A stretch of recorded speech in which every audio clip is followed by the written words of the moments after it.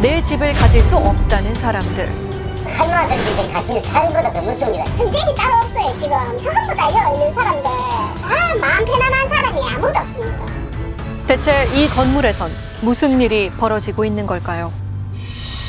칠흑 같은 어둠 속에서 헤어날 수가 없답니다. 참을 수 없을 만큼 매일이 고통스럽다는 남자. 아이고. 옥상에는 그때 문이 열리가 있거나 또 올라가고 이것들에도 정말 죽겠구나. 진짜 늘 그런 생각을 가지고 살아서. 지난 4월 이후 김영호 씨는 항상 지갑 속에 유서를 품고 다닌다는데요. 예? 유서요? 얼마나 오래 갖고 다니시면 막 꼬깃꼬깃해졌어요. 살아다가 뭐 나빨리 오셔라. 정말 미치겠다. 사고 싶지 않다. 미안하다. 아이고. 항상 지갑이 내고 내 항상 그런 마음을 실제 누르고 있어요. 아내는 그가 유서를 품고 다닐 정도로 힘든 상황일 줄은 꿈에도 몰랐답니다.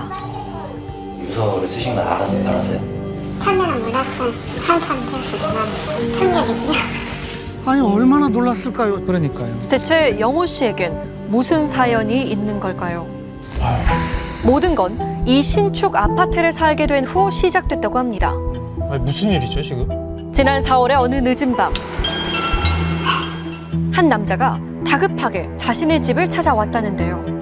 어느 날 갑자기 사장님이 오더만 선생님 아저씨 누구십니까? 라더라고. 내가 아저씨 누구십니까? 이렇게 나 이제 계약한 사람인데요. 황당하죠. 자신의 집을 분양받은 사람이라며 또 다른 계약자가 나타났다는 겁니다. 무슨 소리입니까 이게? 이게 뭔 소리예요? 해당 계약자 역시 황당하기는 마찬가지였습니다. 그래 뭐 살 필요도 없어.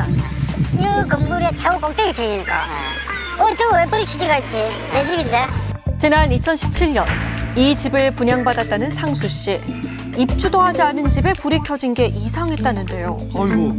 아무 생각이 없었어요. 이제 입주가 다 됐으니까 이게 이제 전부 다 전기 같은 시스템 이런 거 시험한다고 켜지가는 줄 알고. 혹시나 하는 생각에 초인종을 누르면서 알게 된 충격적인 사실. 참. 이 누르니까 이 사장님이 딱 나오는 거야. 이 사장님. 딱 사장님이 오늘 이 식으로. 야, 저분이 얼마나 놀랐을까요? 이게 뭔 일이에요? 계약된대요. 아이고 그러시는 거 나도 계약된데 들어있어. 이렇게 됐어요. 맞아요. 여기 있었고요. 여기 그 제국이에요. 놀랍게도 우와. 계약 날짜만 다를 뿐 같은 집을 분양받았다는 겁니다. 에? 진짜 사실인가? 지금 이 현 시대에 이런 일이 벌어지고 있어요. 그러게요. 이런 일이 나도 집이 이중계약이라고 생각 상상도 안 해요. 너무나 황당했지. 그로부터 4일 후 믿을 수 없는 일이 또 벌어졌습니다. 이번에는 한 젊은 부부가 예? 이 집의 계약자라면서 찾아온 겁니다. 아저씨 누구세요? 라고 내가 그래서 내가 누구십니까? 이렇게 아니 이 집 내가 계약한 사람인데요. 황당스럽고 당황스럽죠. 와. 이번에도 계약 날짜만 다를 뿐 같은 집을 분양받은 것으로 확인됐는데요. 아니 이게 어떻게 가능하죠? 한 집의 계약자가 2명이라는 것도 황당한데 3명이 돼버린 기막힌 현실. 대체 어디서부터 잘못된 걸까? 저희도 황당해가지고 막 하다가 저희가 제일 마지막에 계약을 한 거예요. 작년 4월쯤에 가계약을 했었는데 이사를 가야 되는 상황이라서 계약을 해지하겠다. 계약금 돌려달라고 하니까 한 달만 기다려달라 이렇게 하더라고요. 원래라면 2년 전 이미 입주를 시작했어야 할 집이었답니다. 하지만 무슨 영문인지 입주가 계속 미뤄지는 사이 집 계약자만 셋으로 늘어난 겁니다. 그런데 문제가 생긴 건 이곳 한 집만이 아니었습니다. 새 집으로 이사 간다는 꿈에 부풀어 있었다는 조옥현 씨. 건널목 있는 데 있네. 여기서 저도 여기 내려와 있거든요. 하지만 최재영 씨를 알게 된 후 그녀의 꿈은 사라져버렸습니다. 평상시 좀 알고 지내셨나요? 아니 뭐 좀 전혀 모르죠. 처음에 아니 지금 우리 아는 사이 아니에요. 어느 세가? 아 예. 왜 만났는지 이 일로 인해 갖고 우리가 연결돼가 알게 된 거죠. 새 집을 보러 갔다가 우연히 마주쳤다는 두 사람. 이렇게 계약자입니까? 이사 계약하셨어요. 이래갖고 알게 된 거예요. 그렇게 만나니까 황당하죠. 왜냐면 이렇게 살 줄 몰랐거든요. 더 기가 막힌 건 이 집을 분양받은 사람이 무려 4명이라는 겁니다. 4명이요? 3명도 아니고 4명이에요? 1101호 4명이 나오고 901호도 3명 나오고 902호도 4명 나오고 막 나오고 이제 이야. 고맙게 덩굴 나오듯이 줄줄 나오는 거예요. 이 신축 건물 총 28세대 가운데 계약자가 많게는 4명에 달하는 집이 모두 5집. 피해자만 20명 가까이 됐습니다. 아니, 5집이나 이럴 수가 말이 있어요? 되나? 또 누가 나타날지 모르겠어요. 또 지금 벤치 들어나고 막 지금 셔틀이 들어나고 집에 들어와 이래서도 내 집도 아니고 마음이 항상 불안하고 한점 자고 나면 잠도 안 하고 막 진짜 이거 들어도 술을 한잔 안 먹으면 몸도 안 좋은데 잠을 모르지. 잠을 제일 지금까지 사는 게 불안하진 않을 거예요. 진짜. 우연히 알게 된 만큼 또 무슨 일이 벌어질지 두렵다는 사람들. 다시 한번 집을 살펴보기로 했습니다. 그런데 아무도 들어갔어. 양해를 하고 좀 들어갔어. 양해를 왜 남편라도 그리고 전화번호 나눠놨잖아요. 아, 지금 누군데 이런 얘기를 하는 거예요? 제작진의 출입을 막아서는 남자. 우리 집에 왔어요. 왜 우리 집 온 손님인데 왜 그래요? 아줌마. 우리 집 온 손님이라고. 아줌마 집도 아니에요. 거기가 온순 임신은 있는 거지요. 거기가 비밀한테 물어봤어요. 아니 물었다면 비밀번호 가르쳐 줬었네?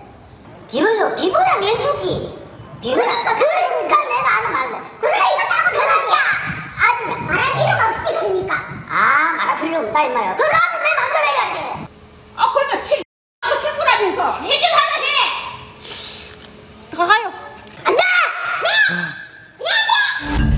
계속해서 고성이 오갔지만 아랑곳하지 않더니 결국 출입문을 닫아버렸습니다. 혼수는 잘못인데 피해자들이 고통을 받고 있어요. 예. 절로 돌아가. 갈등은 점점 커지는 상황. 우리 집으로 저쪽으로 문 따고 들어갔다니까. 우리 권리 행사하려고. 대체 언제까지 이처럼 답답한 처지로 살아야 하는 걸까요? 출입을 막은 남자의 얘기를 들어봤습니다. 근데 어떻게 되세요? 네, 회사 직원입니다. 그 다중계약건에 대해서 이제 이야기를 들었지, 이제. 거기서는 뭐 회사에서는 얘기 없나요? 그거는 잘 모르겠습니다. 상세 내막은 잘 모르겠고. 2년 전 분양을 받은 후 처음 집을 보러 왔다는 박동진 씨. 뉴스를 지금 내가 계약한 날 똑같네 해서 그때부터 제가 알아보는 거죠. 불행 중 다행인 건지 아직까지 자신의 집엔 또 다른 계약자가 나타나진 않았답니다. 저 일주도 못했어요. 왜요? 일본을 받은 게 없어요. 절대로 못 들어간다며. 계약금보다 1,500만 더 내서 5,500만 있어요. 근데 지금은 일본도 모르고 남들 다 입주했는데 그게 저한테는 입주한 사람들 다 잔금을 치렀대요. 돈을 다 줬다. 그럼 나도 기다릴게. 너네한테 줄일 수 있을 때까지 기다릴 테니까 뭐 얘기했는데 아니 알아보니까 전혀 그런 사람 없고였어요. 저는 뭐 중간에서 아무것도 못해요. 그런데 아무도 없을 거라 믿던 집에 사람이 살고 있었습니다. 아, 큰일 났네. 계약 후 단 한 번도 와보지 못한 집. 당연히 비어 있을 것으로 생각했습니다. 그런데 저 1300이 계약자인데 만날 수 있을까요? 1300이 계약자예요. 예. 문이 열리고 집 안에서 모습을 드러낸 이들은 한 신혼부부였습니다. 아니, 살고 계시는 거잖아요, 지금 이분들이. 아, 이게 말이 됩니까? 여기 재작년 11월에 계약을 했는데 혹시 언제 계약하셨어요? 작년이요. 19년도 계약. 누구랑 계약하셨어요 혹시? 그래 지금 작은까지 다 작은 조금만. 그들에게 자신의 계약서를 보여주는 동진 씨.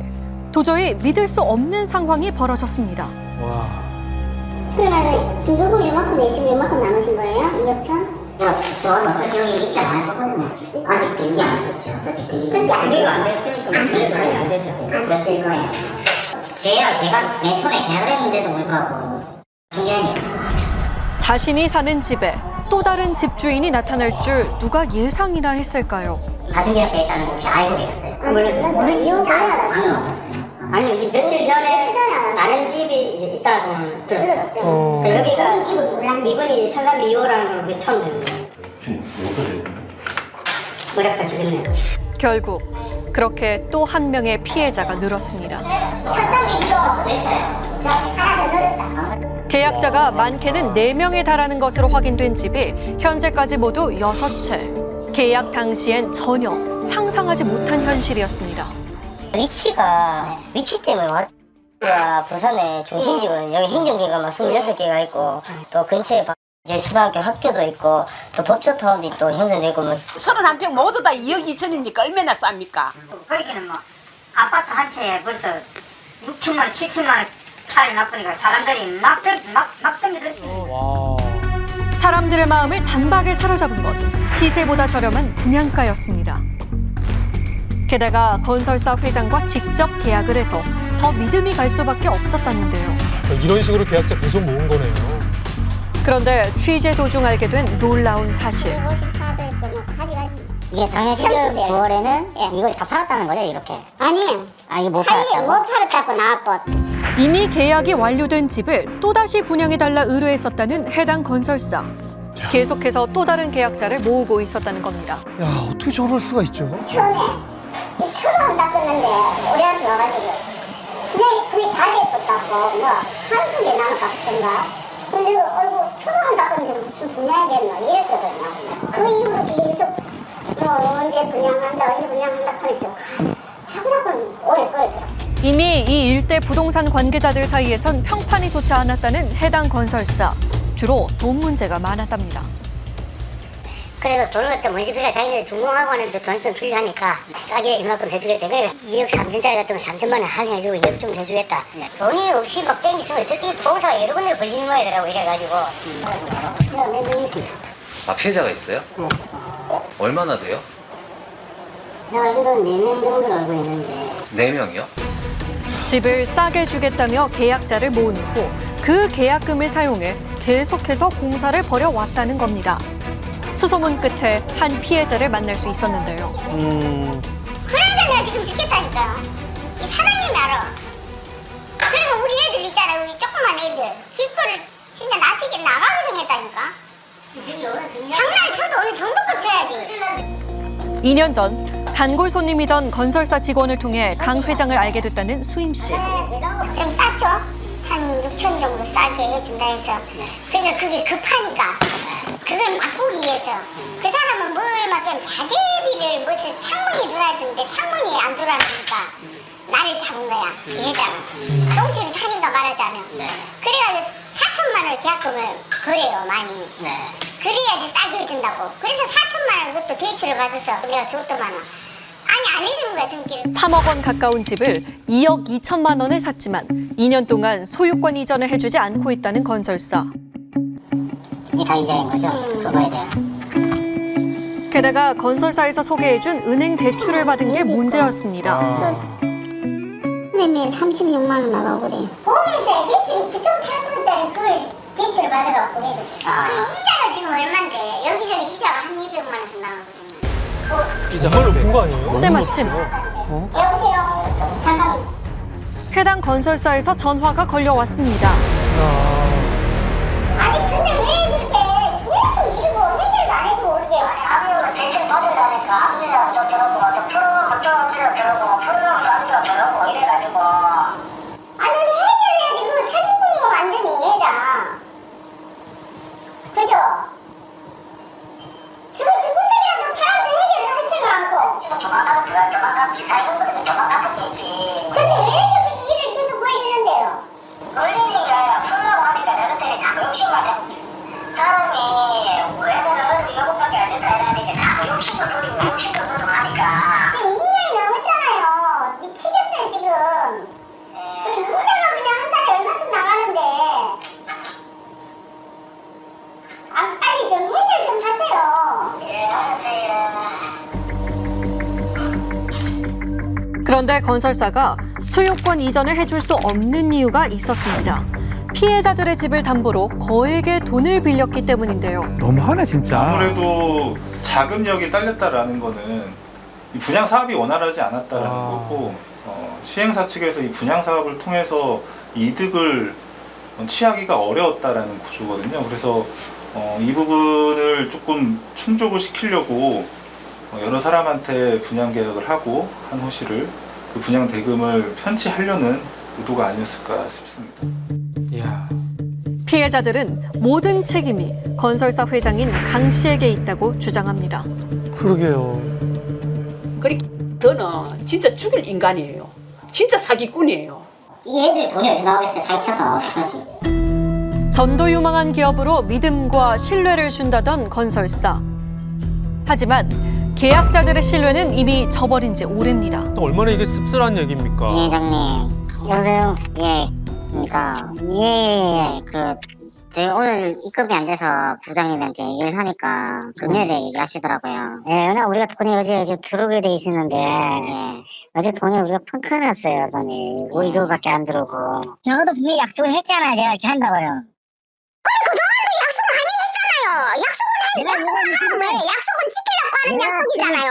그러니까 내가 6월 20일 날 마지막으로 한 번 약속을 한다고 그랬잖아요. 그러니까 일단은 다른 분들이 하지 마시고 일단 계십시오. 내가 다 정리를 할 거니까요. 그냥 이러면 나중에 선의 피자들만 많이 생깁니다. 이걸.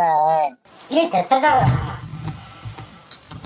한참 외국하는데 일주일만 기다려달라. 조금만 기다려달라. 그래갖고 전화하면 전화는 아예 안 받아요.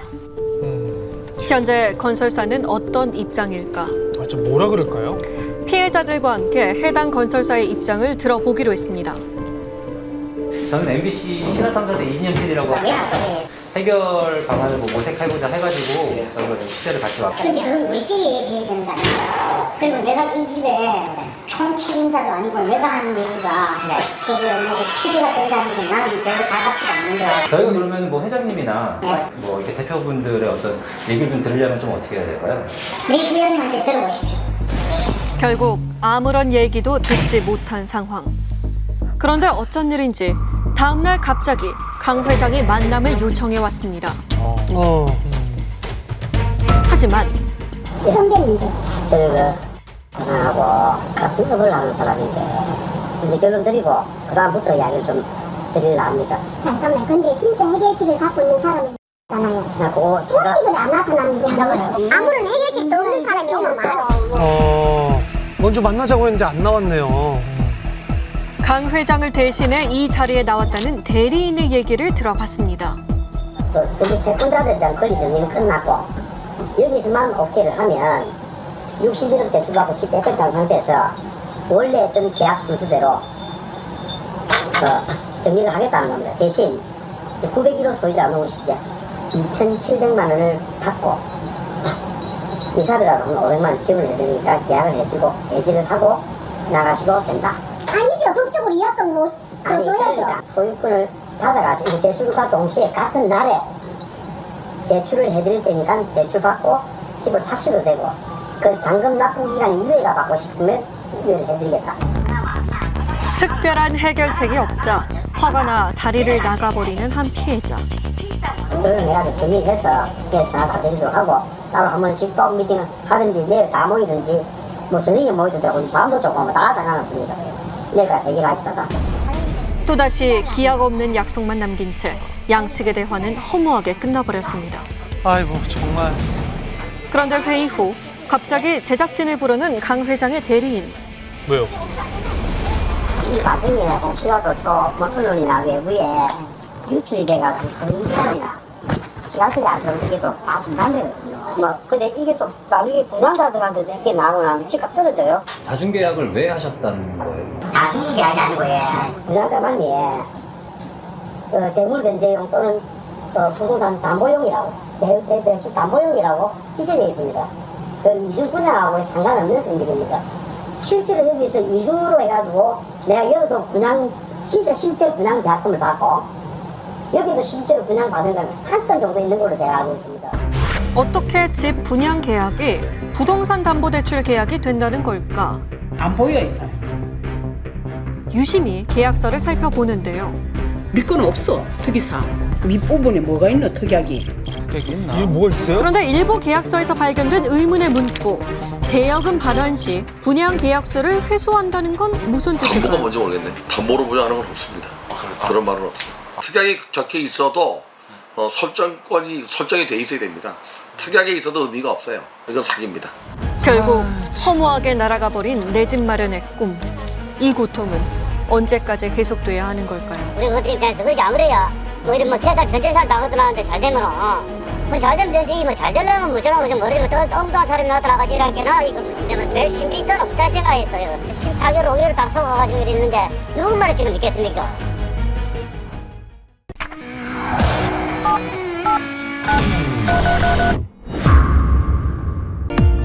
인연은 우연한 기회로 찾아왔습니다. 무용과 교수를 꿈꾸며 공부하던 주희 씨의 인생에 등장한 한 남자. 제가 2014년도 석사 졸업하였고 석사 모임 친구들하고 동기생들하고 놀러를 가게 됐어요. 나이트클럽에 킹이라는 걸 하게 됐는데 그 전화번호 가르쳐주기 싫다고 하니까 자기 은행원이라고 하더라고요. 설마 은행원이 뭐 해코지 하겠나 싶어서 전화번호를 가르쳐주고 주희 씨보다 4살 어린 연하남 준석 씨. 두 사람의 인연은 그렇게 시작되었습니다. 이 사람은 저한테 정중하게 손잡아도 되냐고 굉장히 조심스럽게 다가오는 모습을 봤을 때 순수한 남자구나라고 생각을 했었어요. 어느 순간 저랑 결혼을 해야 되겠다는 마음이 들었다라고 얘기를 계속 하더라고요. 준석 씨의 어머니와 여동생을 소개받은 이후로 주희 씨는 그와의 결혼을 결심하게 됐답니다. 정말 마음에 들었나 봐요.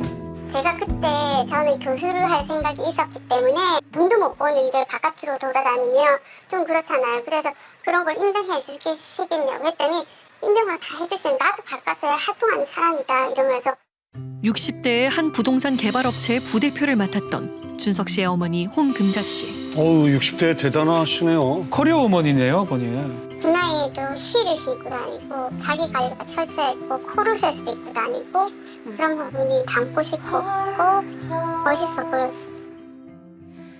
아들 준석 씨도 다니던 직장을 정리하고 어머니의 사업을 도왔습니다. 주희 씨만 바라보는 준석 씨와 그녀의 꿈을 인정해주는 시댁 식구들. 결혼을 망설일 이유는 없었습니다. 그런데 얼마 후 그들이 저한테 통장을 빌려달라고 하더라고요. 통장이요? 사업이 어려워졌다며 주희 씨에게 통장을 빌려줄 것을 요구한 시어머니 홍 씨. 별 의심 없이 시댁 식구들의 부탁을 들어줬습니다. 그날 이후 시댁의 형편이 눈에 띄게 달라졌습니다. 원래 42평에 원래 세 식구가 살았어요. 제일 처음에 제가 시집갈 땐 거기서 살았어요. 조그만한 데서.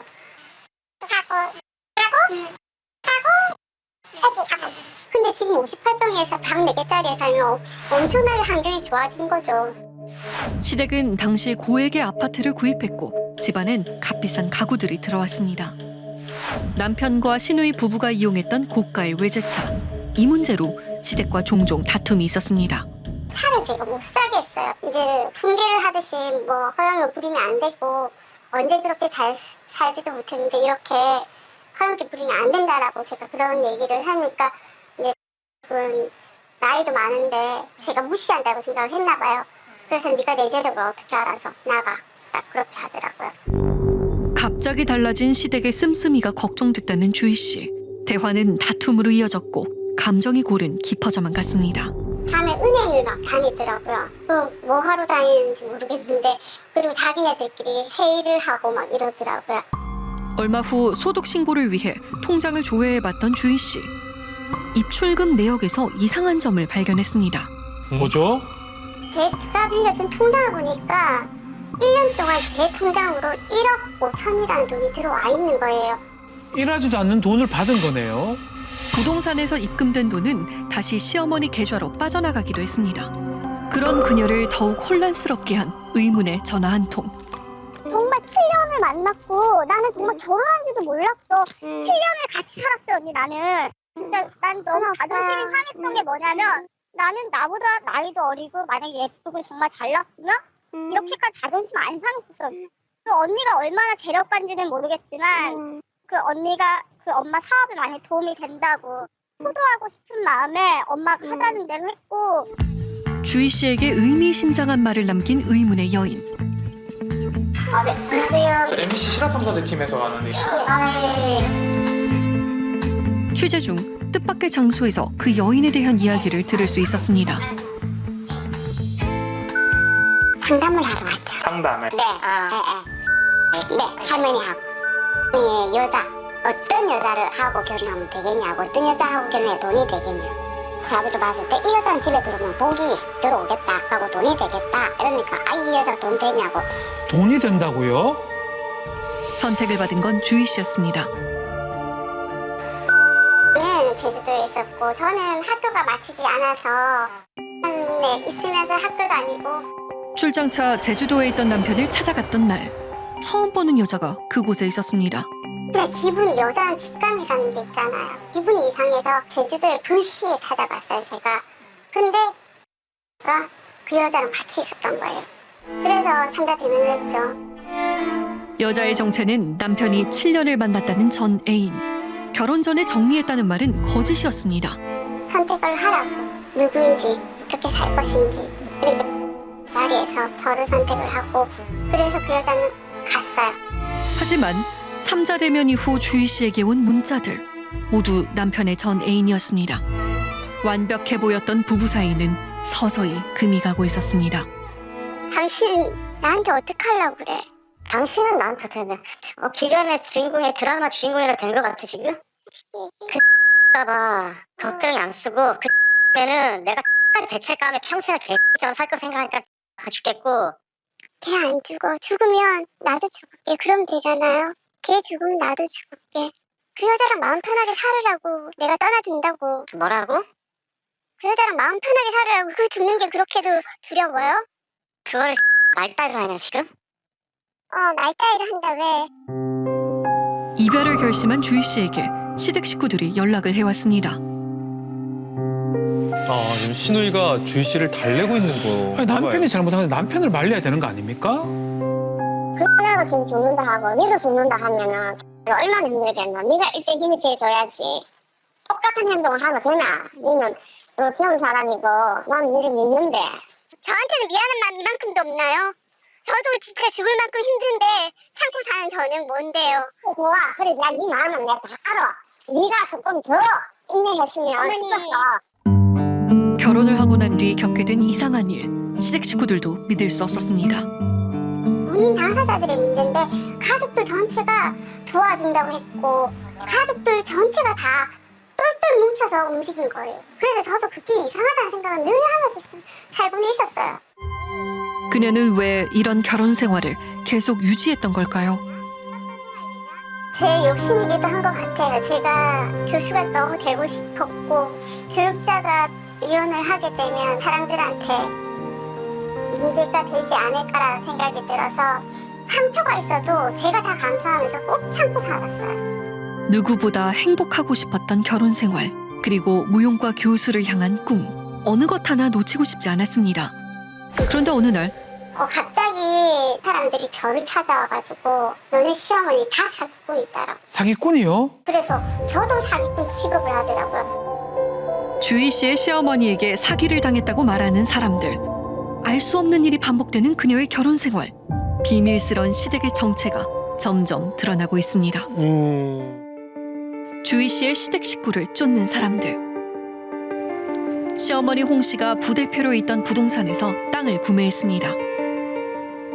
부동산은 아직 남아있는 걸까? 오늘 있겠구나. 여기 이사를 했습니다. 이거하고 9층이었는데 저 오늘 그때였어요. 그렇다면 9층에 있던 부동산은 남아있을까? 8층에 들어가는 것부터 호텔 프론트 못지않게 의리의리하게 차려놨고 이러고 막 천장이나 샹들이 완전히 막.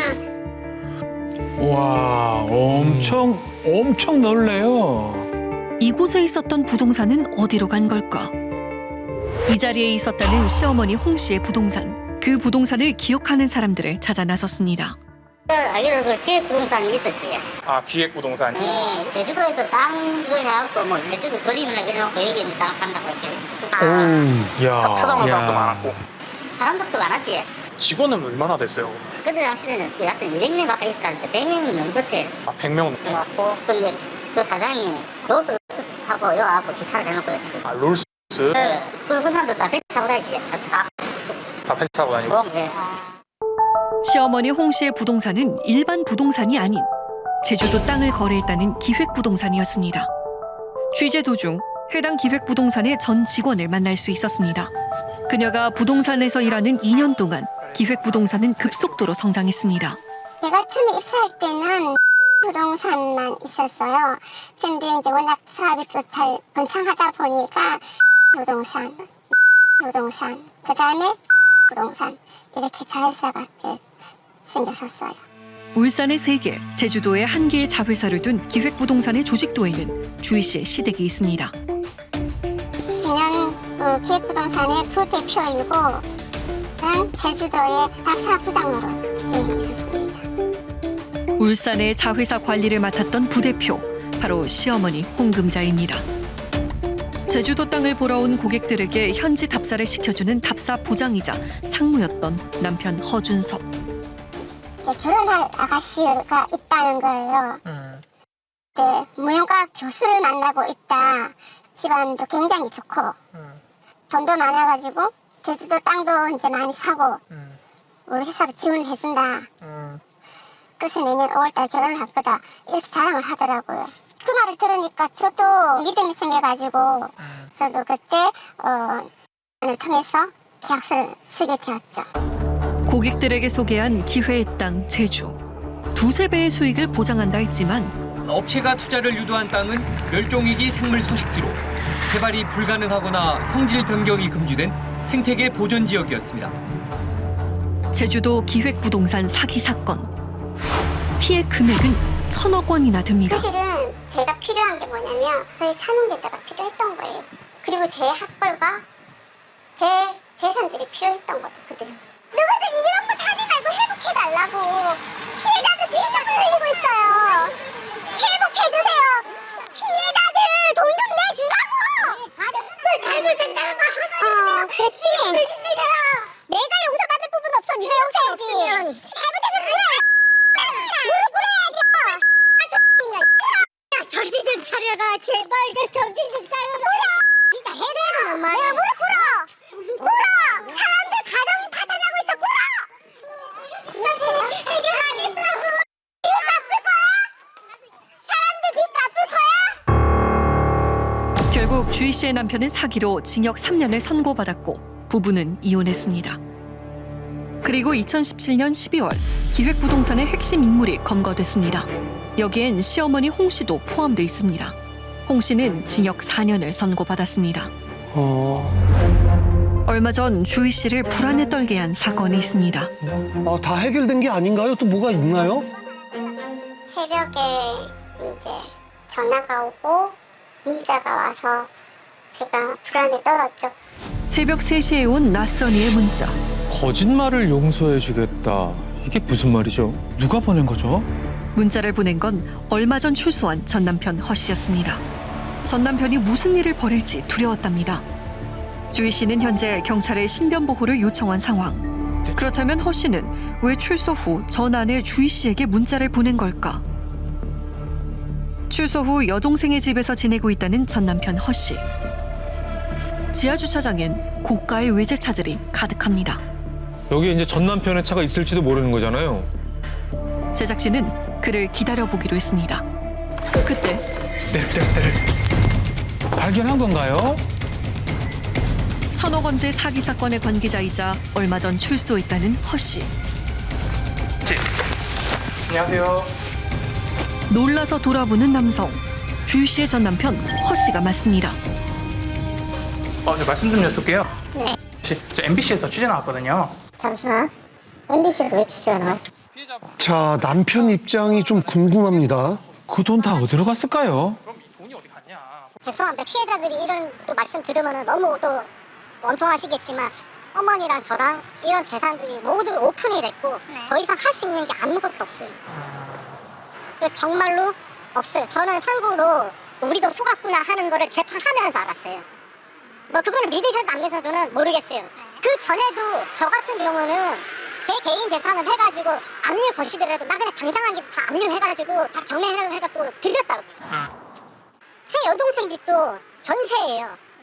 나는 아니니까 이게 아니라 나도 피의자 신분으로서 실형을 받았고 나는 제가 책임질 부분에 대해서는 충분히 책임을 졌다고 생각을 하고요. 시어머니 홍 씨가 빌려간 통장이 차명 계좌로 이용됐다는 주희 씨의 주장을 어떻게 생각하고 있을까? 통장 빌린 거요. 그냥 식구들끼리 통장 빌린 거예요. 그것도 회사에서 세계회사가 계속 법인명이 바뀌니까 세금 문제가 된다 해서 회사에서 바꾸라는 거였어요. 그래서 가족명 대포 통장을 쓴 게 아니라 가족명의 통장을 썼어요.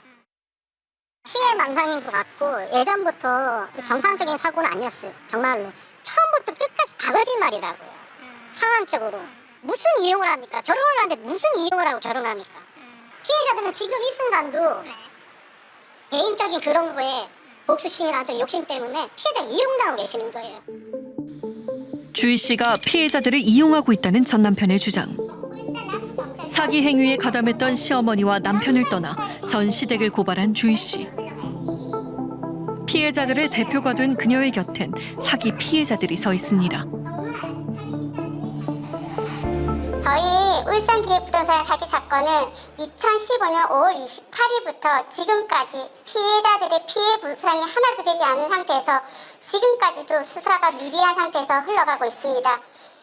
공정하게만 해주셔서 정말 사기 집단들의 사기가 드러나고 진실되게만 밝혀진다면 저희는 회복할 수 있을 거라 생각합니다. 일당이 모두 검거됐지만 피해 금액은 돌려받지 못했습니다. 적게는 3천부터 많게는 4억 원의 피해 금액. 사기 범죄 피해 재산은 모두 어디로 간 걸까요? 자, 그럼 이 돈이 다 어디 있을까요? 다른 법인 명의를 가지고 뭐 땅을 사놨거나 뭐 돈도 그런 쪽으로 은닉을 해놨겠죠. 그 사기꾼들이 사기를 치고 돈을 어디다 맡기겠어요? 제일 가까이 안전하게 보관해줄 수 있는 사람에게 맡기지 않겠어요? 피해자들은 기획부동산 사기 사건의 핵심 인물들이 돈을 숨겨놓았을 거라 추측하고 있습니다. 돈은 아마도 현금으로 어딘가에 보관이 되어 있지 않을까라고. 그 어딘가에 보관이 되어 있는 걸 저는 추측컨대 저희 전 시댁이 가지고 있을 거라는 추정을 해요. 왜냐면 저는 그때 늦은 시간에 ATM 기계로 다니는 행위를 하는 사람을 봤잖아요. 전 신우하고 신우 남편이. 기획부동산 사기 사건의 핵심 인물이 바로 자신의 전 시댁이라는 주희 씨. 시어머니와 남편이 구속되는 동안 다른 시댁 식구들이 범죄 피해 금액을 숨겼을 가능성도 있다는 겁니다. 피해금의 행방이 묘연한 상황. 사기 일당이 검거될 당시 돈을 찾을 순 없었던 걸까? 불법 자금으로 되면 환수하려고 노력을 했어요. 근데 이것이 범죄 수익금이라는 것을 알아야지만 환수를 할 수 있는데 증명하기 굉장히 힘들었어요. 돈이 다 흩어지기 때문이에요. 전부 다 금융 피라미드 같은 경우에는 수익금이 그 피라미드상 다 계단상으로 다 나눠서 분배돼요. 다 몇 프로가 분배되는 게 다른 것뿐이죠. 평생을 모은 노후 자금이었습니다. 빚내가지고 대출 받고 빚도 내고 뭐 저쪽으로 빌려가지고 이제 샀는데 진짜 죽지 못해 살고 있는데. 참 안타깝네요. 진짜 방법이 없을까요? 그거는 인간을 바꿀 수 없다 그래. 정말 이 사회를 갉아먹는 벌레 진짜 그런 조직은 뿌리채 뽑아야 되나 생각합니다. 네. 작년 8월 주희 씨는 피해자들과 범죄단체 조직죄로 전 시댁을 고소했습니다. 법적 분쟁이 오고 가는 전 시댁과 주희 씨. 그리고 그녀의 행동을 이해할 수 없다는 전 남편 허 씨.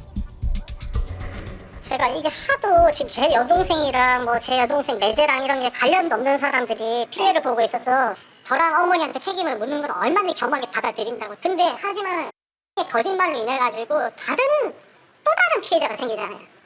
제 동생이나 사장 어르신이나 이건 아닌 거잖아요. 도대체 이렇게 하는 이유가 뭘까요? 정말 모르겠어요. 얻는 게 있어야 되잖아. 그 사람이 얻는 게 뭐예요? 결혼에 사랑했기 때문에 했겠죠. 그런데 갑자기 돌변하더라고요.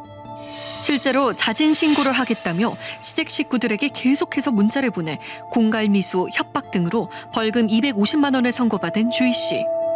내가 부탁할게. 내가 여기서 무릎 꿇을까요? 우리 피해자들? 우리 피해자들 위해서 나 무릎 꿇을게.